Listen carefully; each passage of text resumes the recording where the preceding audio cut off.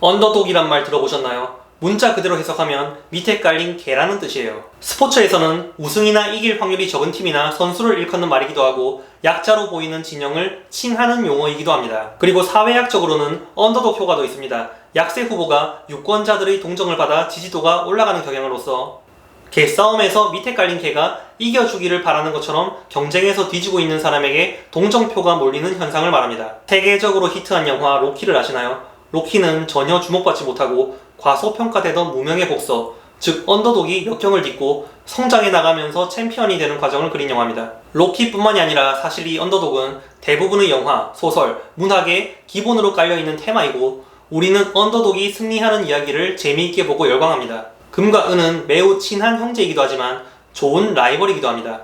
라이벌이라고 치면 대중들에게 은은 완벽한 언더독으로 인식되어 있습니다. 저는 솔직히 은이 금에 비해서 말도 안 되게 과소평가받고 있다고 생각합니다. 그러나 은은 결코 과소평가되어서는 안 되는 금속이에요. 은이 왜 금을 이길 수 있는지에 대해서 이 영상에서 말씀드리겠습니다. 우선 금과 은의 비율입니다. 금과 마찬가지로 은도 고대로부터 돈의 형태였습니다. 아니 오히려 돈의 형태로서는 더 널리, 더 자주 사용되었습니다. 주기율표에 존재하는 118개의 원소 중에 금과 은은 특정 화학적 특성을 공유하며 이것은 인류 문명 속에서 물물교환의 이상적인 수단으로서 금과 은을 사용하게 만들었습니다. 금과 은은 가치를 가지기에는 충분히 희귀하지만 광산에서 캘 수 없을 만큼 희귀하지는 않습니다. 그리고 금과 은 둘 사이에서는 금이 명백히 더욱 희귀하며 더 높은 가치를 가집니다. 지구에 묻혀있는 금과 은의 비율은 약 1대16으로 알려져 있습니다. 그리고 역사적으로도 금과 은은 거의 1대15의 비율로 교환되었습니다. 1온스의 금이 15온스의 은과 교환되었다는 겁니다. 매장량과 비슷한 비율입니다. 오늘날은 어떨까요? 오늘 2019년 8월 29일 금값은 온스당 1541달러, 은값은 온스당 18.34달러인데 이를 적용하면 금은비는 84입니다. 이것은 매장량에 비해서 매우 높으며 심지어 근대의 금은비 움직임을 적용해도 상당히 높습니다. 그런데 지금은 왜 무려 금이 은에 비해서 84배나 비쌀까요? 이 영상의 후반부에 자세히 설명드리겠지만 금에 부여되어 있는 화폐적 가치가 은에는 부여되어 있지 않기 때문이에요. 일단 최근 수십 년간의 금은비 평균은 대략 50 정도입니다. 평균치에 회귀하기 위해서는 금값에 비해 은값의 상승폭이 커야 합니다. 지금 금값이 1541달러이므로 금은비 50을 적용하면 은값은 온스당 30.82달러가 되어야 합니다. 금은비에 대한 자세한 내용은 지난 영상을 참고해 주시기 바랍니다. 또한 역사적인 금과 은 상승장에서 은은 항상 금을 이겨왔습니다. 1970년부터 1980년까지의 상승장에서 금은 2328% 상승했고 은은 3105% 상승했습니다. 2008년부터 2011년까지의 상승장에서는 금은 166% 상승했고 은은 448% 상승했습니다. 물론 하락장에서는 은이 금보다 더 크게 하락하지만 상승할 때는 더 크게 상승한다는 얘기입니다. 또한 많은 사람들이 은값을 전망할 때 무시하는 하나의 중요한 요소가 있습니다. 산업용 수요입니다. 은은 어떤 물질보다 열을 빨리 전도하고 어떤 물질보다 빛을 가장 잘 반사하며 어떤 물질보다도 전류를 잘 전도시킵니다. 돈으로서의 은은 어떨까요? 아까 말씀드린 것과 같이 돈의 형태로서는 인류 역사를 돌이켜봤을 때 금보다 더 자주 사용되었으며 금이 돈으로서 가지고 있는 장점을 은도 마찬가지로 가지고 있습니다. 화폐학의 대부 밀튼 프리더먼 또한 통화로 사용된 주된 금속은 역사적으로 금이 아니고 은이다 라고 했습니다. 그리고 많은 사람들이 인용하는 금에 대한 문구들이 있습니다. 금만이 돈이다, 나머지는 신용이다, 또는 금은 개인이 온전히 소유할 수 있는 유일한 자산이다. 그러나 은 역시도 이 문장들을 완벽히 충족시키고 금과 마찬가지로 그 자체의 가치를 저장하고 있습니다. 이번에는 공급을 살펴보면 은의 평균적인 1년 총 공급은 10억 온스에 가깝고 금의 총 공급은 1억 2천만 온스 정도입니다. 은 시장이 금 시장보다 8배 정도 더 큰 것처럼 보입니다만 정반대가 진실에 가깝습니다. 왜냐하면 둘 사이의 큰 차이점은 가격입니다. 금은 현재 은보다 84배 더 비쌉니다. 즉, 금 시장의 규모가 은 시장에 비해서 훨씬 큽니다. 또한 총 공급의 12% 정도의 금이 산업용 수요로 사용됩니다만 은의 경우에는 금속으로서의 유용한 성질 때문에 총 공급의 약 60%가 소비됩니다. 은은 매우 많은 시설, 전자제품과 기계에 들어갑니다. 여러분은 은이 들어간 제품 없이는 하루도 살 수 없습니다. 간단히 이해하기 위해서 스마트폰에도 은이 반드시 들어가야 합니다. 사실 금이 금속으로서 은에 비해 가진 장점은 매장량이 은에 비해서 적어서 더 귀하다는 것밖에 없습니다. 또한 금과 달리 대부분의 산업용 은은 소비된 후에 회수되지 않습니다. 대부분의 제품에 사용된 은을 회수하는 것이 경제적이지 않기 때문이에요. 그 결과로 제품이 폐기되면 은도 영원히 사라집니다. 금과 다르게 채취된 많은 양의 은은 매년 사라져 왔습니다. 금은 쌓이고 있고 은은 사라지고 있습니다.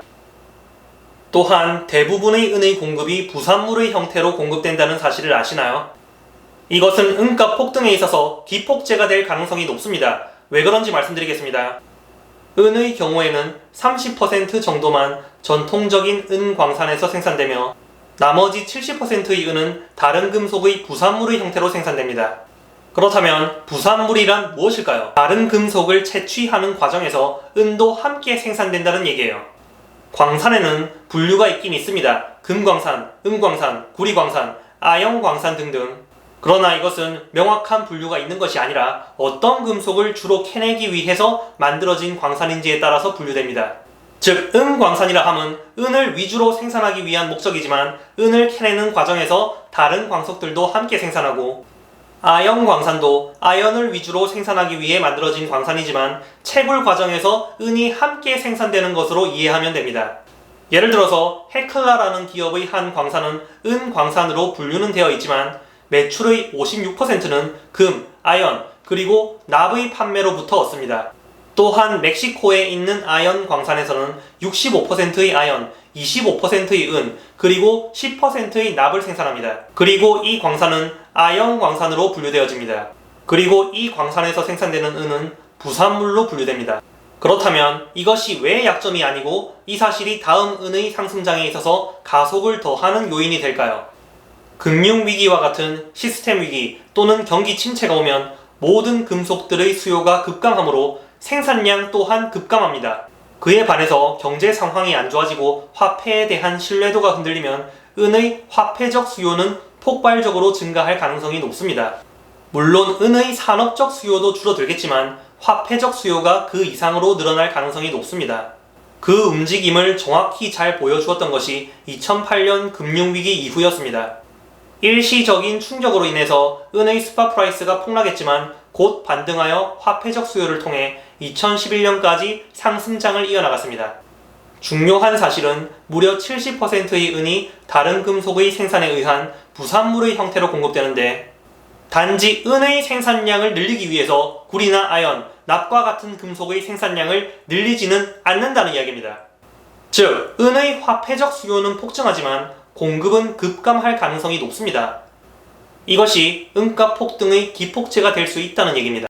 또한 은값에 불을 붙일 수 있는 촉매제는 은시장의 규모가 매우 작다는 겁니다. 시장이 매우 작으므로 약간의 수요 공급 충격만으로도 시장에 크게 영향을 끼치게 됩니다. 지난 영상에서 제가 중앙은행들이 금을 준비금으로 보유하고 있고 은은 대부분 보유하고 있지 않은 것을 약점으로 보지 않고 오히려 기회로 본다고 말씀드렸습니다. 현재 전 세계의 중앙은행들에 의해서 금이 돈의 개념으로 소유되고 있는 것은 사실입니다. 중앙은행들은 통화자산으로 은을 소유하고 있지 않습니다. 중앙은행들은 공식적으로 3만 톤의 금을 보유하고 있습니다. 그리고 종합적으로 매년 보유량이 늘어나고 있습니다. 즉, 중앙은행은 순매수자이고 계속 쌓아나가고 있다는 얘기입니다. 이러한 매입 추세는 금의 총 수요에 기여합니다. 그러나 이러한 수요 소스가 은에는 없습니다. 즉, 중앙은행도 은의 화폐적 가치를 부여하고 있지 않다는 얘기입니다. 이는 은에게 있어서 일견 약점으로 보일 수 있습니다. 그러나 산업용 실물 수요의 증가, 투자 수요의 증가, 통화위기 또는 공급 부족과 같은 사태가 발생한다면 정부는 은이 필요할 수 있습니다. 정부나 중앙은행도 하나의 대기 수요라는 의미예요. 중요한 것은 너무나 작은 은시장의 현실은 중앙은행이든 민간이든 JP모건과 같은 금융기관이든 어떤 투자 자본이든 간에 약간의 수요의 증가만으로도 시장에 크게 영향을 끼치게 되고 은값을 급등시킬 수 있는 요인이 됩니다. 중앙은행이 은을 통화로 보유하고 있지 않은 것처럼 현재의 은값은 산업적 가치만 부여되어 있고 화폐적 가치가 부여되지 않은 것이 금값에 비해서 은값이 크게 저렴한 이유이기도 하고 우리가 은을 싸게 살 수 있는 이유이기도 합니다.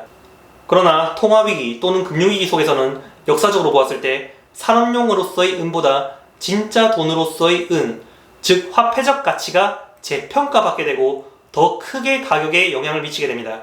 대공황, 금융위기와 같은 디플레이션, 경기 침체 상황에서 종이 은값은 일시적으로 맥을 못 출 수도 있습니다. 그러나 그러한 상황 속에서 정부와 중앙은행들의 유일한 방어책은 금리 인하와 양적 완화이고, 이러한 정책들은 통화의 신용을 한층 더 약화시킬 것이고, 대중들은 일시적으로는 안전자산으로 인식되는 달러로 달려가지만 곧 사람들은 금을 찾을 겁니다. 그리고 곧 너무 비싼 금을 보고는 즉시 금에 비해서 너무나 저렴한 은혜의 눈을 돌리게 되고, 은혜도 화폐적 가치가 부여될 겁니다. 그리고 그때는 많은 사람들이 은의 언더독 스토리에 열광하게 될 것이라고 믿습니다. 오늘 영상은 여기까지입니다. 실버아크TV는 금과 은, 화폐에 대한 많은 의문점들, 포트폴리오 설계, 경제위기 대비를 위해 자신이 답을 내릴 수 있도록 돕는 역할을 하고자 합니다. 감사합니다.